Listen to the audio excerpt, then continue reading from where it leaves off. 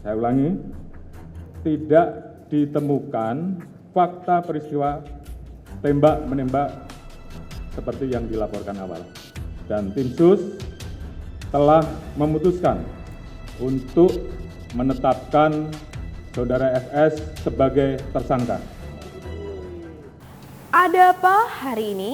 Kasus pembunuhan Brigadir J baru saja menemukan titik terang, yaitu terdapat 4 orang tersangka dan 1 tersangka terbarunya yang ditetapkan adalah Jenderal berbintang 2 Ferdi Sambo.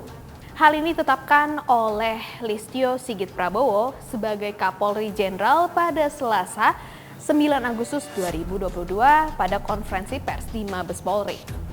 Bukanlah hal yang mengejutkan, Baradae atau yang kita kenal sebagai Richard Eliezer mengumpulkan keberaniannya setelah membungkam mulutnya untuk menjadi justice kolaborator atau membantu pihak hukum untuk mengungkap kasus ini. Bahwa ia tidak ingin dikambing hitamkan atau menjadi tersangka tunggal dalam pembunuhan ini. Setelah menetapkan hati untuk mengungkapkan bahwa ia bukanlah pelaku utama dari pembunuhan ini, FS atau Ferdi Sambo terancam dihukum mati atau dipenjara seumur hidup. Sungguh miris bukan? Jenderal berbintang 2 ternyata membuat skenario yang sungguh luar biasa dari kasus pembunuhan ini. Tidak ada kejadian tembak-menembak, hanya menembak. Ternyata Ferdi Sambo inilah yang menembakkan beberapa peluru ke tembok. Hal ini sudah menjadi dugaan bagi beberapa Polri yang mengenal tembak-menembak atau kasus dari tembak-menembak ini sendiri. Pistol, bahkan peluru bisa berbicara. Dan otopsi pun sudah dilakukan. Lalu sekarang pertanyaannya, apa sebenarnya motif dibalik pembunuhan ini sendiri? Motif biar nanti dikonstruksi hukumnya, karena itu sensitif, mungkin hanya boleh didengar oleh orang-orang dewasa. Kasus ini terus ditelusuri. Dugaan pengambilan CCTV merupakan hasil dari persekongkolan 56 Polri. Dan ada 47 saksi dari kejadian tersebut. 31 personil Polri sudah dinyatakan melanggar kode etik profesional. Dan 11 anggota Polri pun ditahan. Nama-nama ini akan terus berkembang jika ada dugaan tindak pidana. Dari 5 orang yang ada di lokasi kejadian pembunuhan, 4 orang sudah ditetapkan sebagai tersangka pidana. Bribka RR membantu dan menyaksikan penembakan. Baradae melakukan penembakan terhadap korban. Tersangka KM membantu dan juga menyaksikan penembakan. Dan Irjen Pol FS menyuruh dan menskenariokan penembakan. Baradae yang saat ini menjadi saksi kunci pun ditahan dengan penjagaan yang cukup ketat. Hal ini pun merupakan tindak lanjut dari permintaan pengacara Baradae yang sudah mengajukan permintaan untuk menjadikan Baradae justice kolaborator pada Senin 8 Agustus.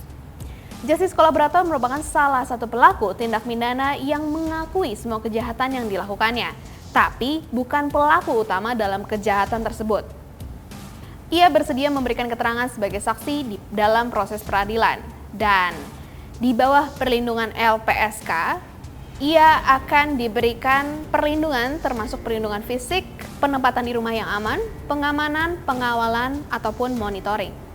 Sebagai imbalannya, seorang justice kolaborator akan mendapat pembebasan bersyarat, penjatuhan pidana percobaan bersyarat khusus, pemberian remisi atau asimilasi. Selain dari Baradae yang diperiksa oleh penyidik dan LPSK, istri FS, Putri Cendrawati juga diperiksa oleh LPSK. Lalu pertanyaannya, apa dugaan dari hasil penelusuran LPSK terhadap Ibu Putri? Apakah benar Ibu Putri merupakan korban dari pelecehan seksual? Penyidikan terus berlanjut. Bisa saja nama-nama tadi yang disebutkan menjadi tersangka berubah statusnya. Secara tindak pidana umum sudah menangani laporan terkait pencabulan maupun pengancaman dari klien kami. Jadi kita minta itu bisa ditindaklanjuti segera. Kamis 11 Agustus 2022, Komnas HAM akan mendatangi Ferdi Sambo yang saat ini berada di Markas Brimob Depok untuk diwawancarai atau diminta keterangan lebih lanjut terkait hal ini.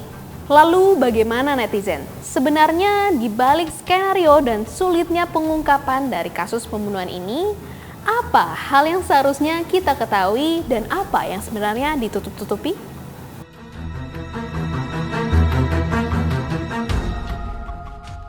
Anaknya polisi, waktu mati ditembak masih jadi polisi.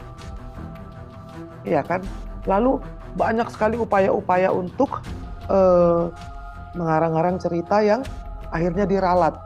Oh, itu cerita cuman karang-karangan saja. Sekarang ada karangan baru. Katanya terjadi sesuatu di Magelang. Nah, itu nggak mau dihapus. Kenapa? Tanya dong. Ngapain sih? Udah bohong dari pertama. Udah seluruh rakyat Indonesia dianggap kera.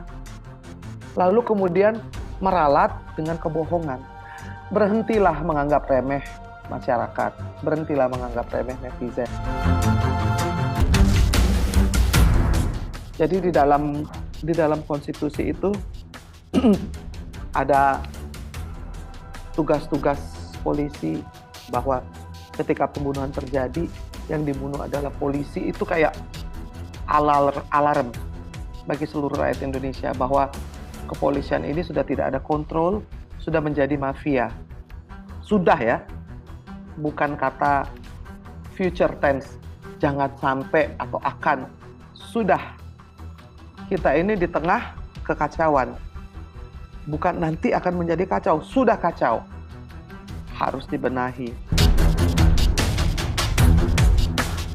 Penegak hukum harus dihukum. Di balik motif daripada pembunuhan ini, tentunya pengusutan hukum bukan untuk keluarga dari Brigadir J, tetapi untuk keadilan. Bukan siapa yang salah, tapi siapa dalang dan juga motifnya. Karena ini mempengaruhi hukum di Indonesia. Bukan hanya tajam ke bawah, tapi juga harus tajam ke atas.